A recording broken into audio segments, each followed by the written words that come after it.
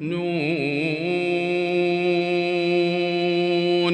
والقلم وما يسطرون ما أنت بنعمة ربك بمجنون وإن لك لأجرا غير ممنون وإنك لعلى خلق عظيم فستبصر ويبصرون بأيكم المفتون إن ربك هو أعلم بمن ضل عن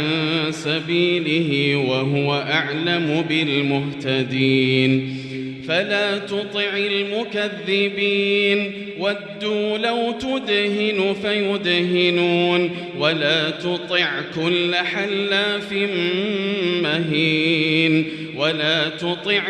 حلاف مهين هماز مشاء بنميم مناع للخير معتد أثيم عتل بعد ذلك زنيم أن كان ذا مال وبنين إذا تتلى عليه آياتنا قال أساطير الأولين سنسمه على الخرطوم إنا بلوناهم كما بلونا أصحاب الجنة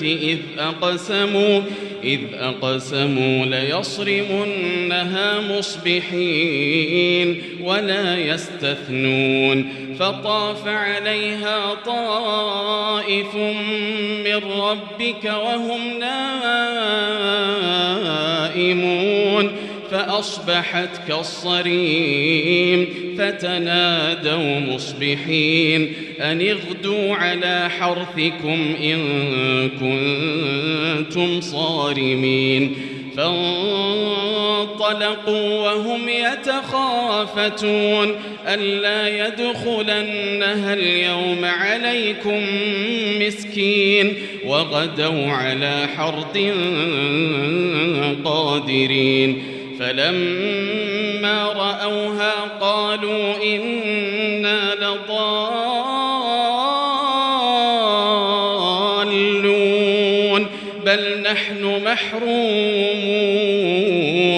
بل نحن محرومون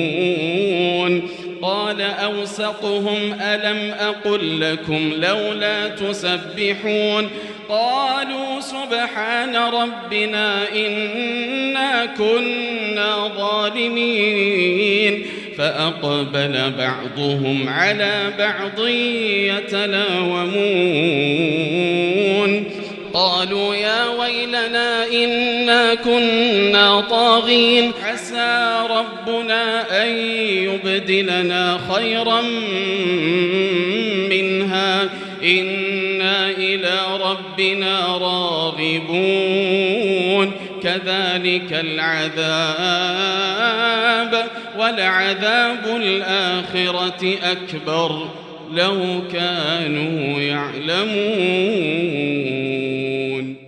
إن للمتقين عند ربهم جنات النعيم أفنجعل المسلمين كالمجرمين ما لكم كيف تحكمون أم لكم كتاب فيه تدرسون إن لكم فيه لما تخيرون أم لكم أيمان علينا بالغة إلى يوم القيامة إن لكم لما تحكمون سلهم أيهم بذلك زعيم أم لهم شركاء فليأتوا بشركائهم إن كانوا صادقين يوم يكشف عن ساق ويدعون إلى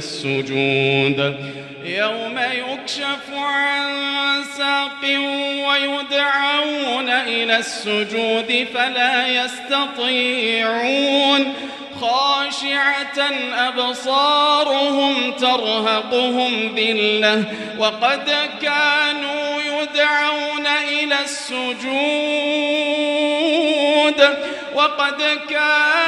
يدعون إلى السجود وهم سالمون فذرني ومن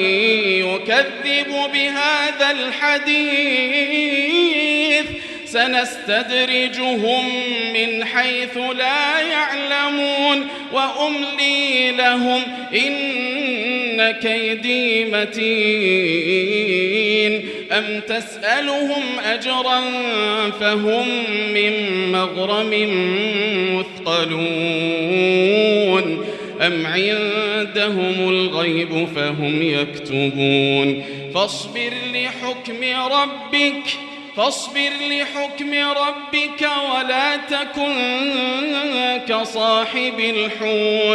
ولا تكن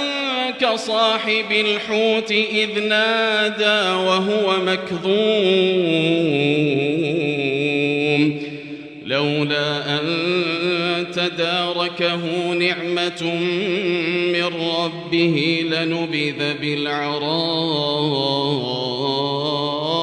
وهو مذموم